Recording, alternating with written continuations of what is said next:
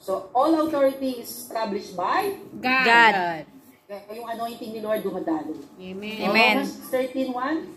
Basahin po natin. For there is no authority except from God, and those that exist have been established by God. Amen.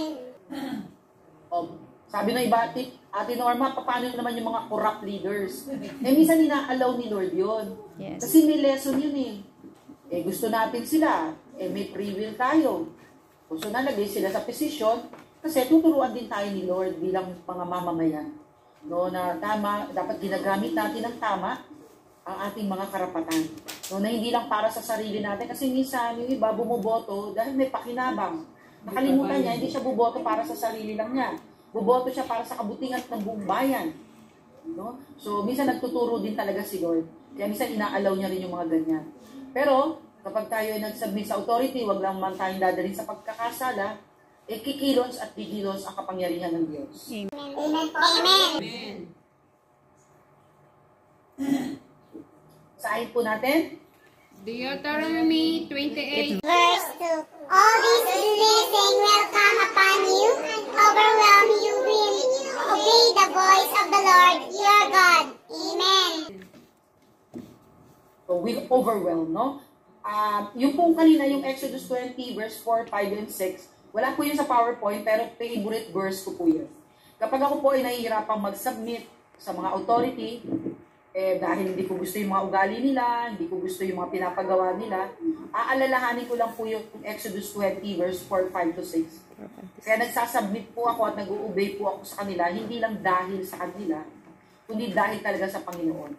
Kaya awa naman ng Diyos, sa grasya at kanyang biyaya, nag-uumapaw po talaga ang kanyang pagpapala. Nung naging sunod-sunod po ang aking promotion, and God willing, I will be promoted once again. And thanks be to God kasi ito po ay pagtitiwala ng Diyos na dapat suklian ng paglilingkod para sa kanyang bayan. Amen. Kaya mahalaga po rito, nagiging daluyan po tayo ng pagpapala, hindi lamang sa ating pamilya, kundi doon sa mga tao na ating pinaglilingkuran. Amen. Amen po ba? Amen. Sabi mo nga sa iyong katabi, maging daluyan tayo ng pagpapala. Maging daluyan tayo ng pagpapala. Amen. Kahit saan pa tayo magpunta, no? We are vessels of God's goodness. Amen. So, our ability to love and submit to one another comes from God Himself. Alam niyo po ang submission, grasya, biyaya po yan ng Diyos. Kaya pwede po yung i-pray, pwede po yung hingin sa Diyos. Kung nahirapan ka mag-submit sa asawa mo kasi ang daming bisyo. Lord, bigyan mo ako ng grasya mag-submit sa asawa ko kasi asawa ko siya. Lord, tulungan mo rin magbago siya. Pero magbago man siya o hindi, Lord, magsasubmit po ako sa kanya. Huwag niya lang akong tuturuan magkasala. No? Alam niyo, may nagbigay sa amin ng seminar, minsan daw hindi natin nakikita yung kabutihan ng mga tao. Kasi masyado na tayo na-focus doon sa nagmaiksi niyang kahinaan. Amen. Galit na galit ka sa naninigarilyo. Hindi mo nakikita yung asawa mo, naglalaba, nagluluto. Abay, napakabait sa'yo, hindi ka binubugbog. Kaya lang dahil galit ka naninigarilyo siya, hindi mo na nakita yun. Kaya hindi ka tuloy makapag-submit sa kanya. Amen. Masyado bang na-magnify yung konti niyang weakness, natabunan tuloy yung kanyang mas magandang katangian. Amen. Sabi mo nga sa katabi, huwag mong i-magnify yung pangit. Huwag mo i-magnify yung pangit. Hanapin mo yung mas maraming mabuti. Mas hanapin mo ang mas mabuti. Amen. Thanks, When guys. grace changes the heart, submission out of the fear changes to submission out of love, and true humility is born. Diba? Tama ba mga kapatid? Amen. Kaya grasya po talaga, biniyaya po talaga. And the more we submit, the more we obey, the more we have a change of heart, and the more we have a change of heart, yung pong fruit ng Holy Spirit, Galatians 5:22, magpo-flourish po yan sa atin. Lalago po yan sa atin. Love, joy, peace, patience, kindness, goodness, gentleness, generosity, zeal, self-control.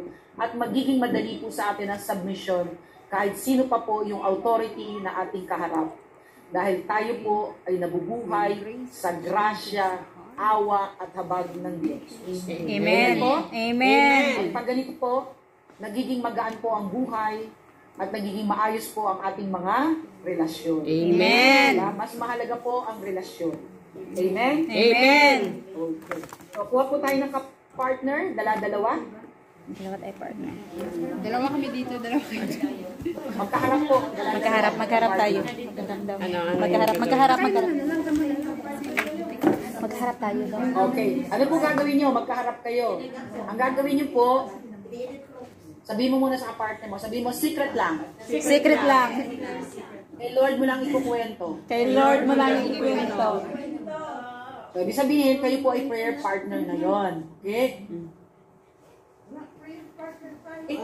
So, prayer partner po kayo. Ano po gagawin natin? Kanina, diniscuss po natin yung iba't ibang level ng submission.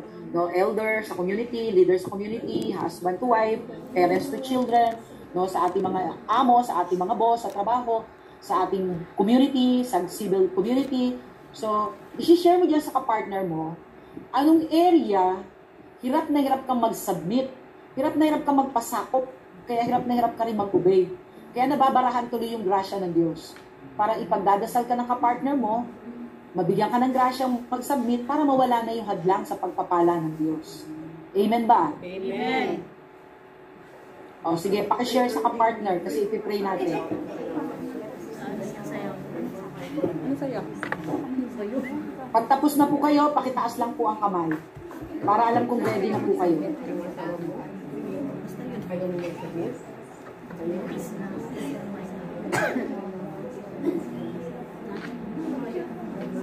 Okay. So, taas muna po ang dalawang kamay. Taas muna po ang dalawang kamay. Raise your both hands.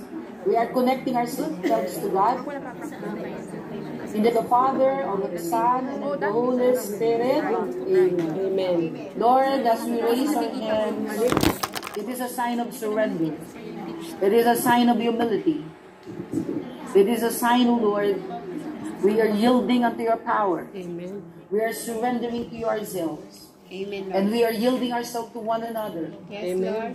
Lord, give us the power. Give us your anointing Yes, Lord. to pray for one another, Yes, to Lord. deliver one another, Yes, Lord. for whatever hinders your graces, Yes, Lord. your overflowing blessing Yes, Lord. upon each one of us. Amen, Lord. Right now, O God, help us to submit, Yes, Lord. Yes, Lord. help us to obey, Yes, Lord. help us to yield Yes, Lord. to the authority before us. Amen. Kindly pray for your partner. In the name of Jesus, In the name of receive the Jesus, graces of God. we receive your glory. Receive a change of heart and enlightenment. May you be humble enough, You may humble, pure enough pure Pure enough to submit to the submit authority in your to the life. authority in your life. And Lord, Lord, as we are willing, as we willing, you promise, you promise, seek ye first the kingdom of God, Seek the and all these face things of God. shall be added unto us. Right now, O Right God, now, to God. we proclaim blessing, we proclaim not only to us, Not only to but to us, our children. but to our children. Kindly mention two surname at your father's side. Lord, the Ramos and the Angeles family. Two surname in your mother's side. Family to Delphin Bacolod. Lord, the Bispera family, and the Corrales family. Bacolod family. We ask for your mercy and forgiveness in behalf of our ancestors. Lord, nagkaroon po ng hindi pagsasubmit at paggalang at tamang respeto sa aming mga ninuno. Yes, Lord. Hinihiling po namin ang kapatawaran Yes, Lord. upang makalaya po ang aming salinglahi Yes, sa Lord. anumang bumabara Yes, at Lord. umahadlang sa iyong pagpapala Yes, Lord. sa aming susunod pang salinglahi. Amen, Lord. In your love, in your mercy, purify our lineage. Yes, Lord. Purify our clan. Let the blood of Christ flow freely down, down, down to the 1,000 generation, so that we will receive your blessing in all areas of our lives. We proclaim good health and strength, good and quality life, sound mind, good eyesight, good hearing ability. Amen, Lord. Command our vital organ Yes, to Lord. function normally. Yes, Lord. to work normally. Yes, Lord. Lord, that we may have good health and strength Amen, Lord. and the natural healing ability Amen, built in Lord. within our system Yes, will Lord. function according to your design Yes, Lord. and cleanse every tissue, every cell, every nerve of our body that is not good for our health. Yes, Lord, clear us yes, Lord. in Jesus' name. And Lord, Amen. we also pray for wisdom and knowledge, Yes, Lord. guidance in every decisions in life, Yes, Lord. good relationship in the family. Yes, Lord. Heal the relationship in the family, O Lord. Amen, Lord. At palayain niyo rin kami, Panginoon, sa espiritu ng kahirapan. Yes, Sa Lord. espiritu ng pangungutang. Yes, Sa Lord. espiritu ng Amen, kakapusan. Amen, And Lord. we proclaim and we declare Yes, that we will Lord. bless the works of our hands. Amen, That we Lord. will multiply the works of our hands. Amen, Lord. Lord, we proclaim your abundant blessing. Yes, Because we Lord. are your children. Amen, Lord. There is destined blessing for us. Yes, Lord. As we submit, as we yield Amen, to the Lord. authority Yes, you have placed in our lives. Yes, Lord. In Jesus' name, we pray. Amen. Amen. Amen and Taas po amen. dalawang kamay. Amen. Thank We you, will Lord. claim victory. Yes, Lord. Lord, we claim victory for our Amen, Lord. family. Yes, Lord. Glory be to the Father, Father, and to the Son, and to the Holy Spirit, as it was in the beginning, is now, and ever shall be, world without end. Amen and amen. Thank you, Lord. Thank you. We proclaim also victory to our chapter. Yes, Lord. Lord, Saint Anthony chapter. Yes, Lord. All Amen. our members in Hong Kong. Yes, Lord. In Lord's flock. Amen, In the Lord. Catholic Church, in the Christian world, in advancing your kingdom. Help us to submit to the authority, Lord God. We proclaim blessing upon blessing. We will be instruments, O Lord, for advancement of your kingdom. Glory be to the Father, and And to the Son, and to the Holy Spirit, as it was in the beginning, is now, and ever shall be, world without end. Amen and amen. Victory in our country, the Philippines, in Hong Kong country. And Lord, raise up men and women with high moral integrity, Yes, with the spirit of patriotism, who will serve the best interests of our country and our people. Amen. Lord, victory against graft and corruption, greediness, and Lord, political dynasty and serving their best interests, but you will change their heart, O Lord. Glory be to the Father, And to the Son, and to the Holy Spirit, as it was in the beginning, is now, and ever shall be, world without end. Amen. Amen. Thank you, Saint Lord. Dominic Sabio, Pray for us. all the saints in heaven, Pray for us. pray for us. In the name of the Father, of the Son, and of the Holy Spirit. Amen. Thank you. Thank you. Thank you, Sister Norma. Thank you po sa magandang Thank you po. Picture po tayo.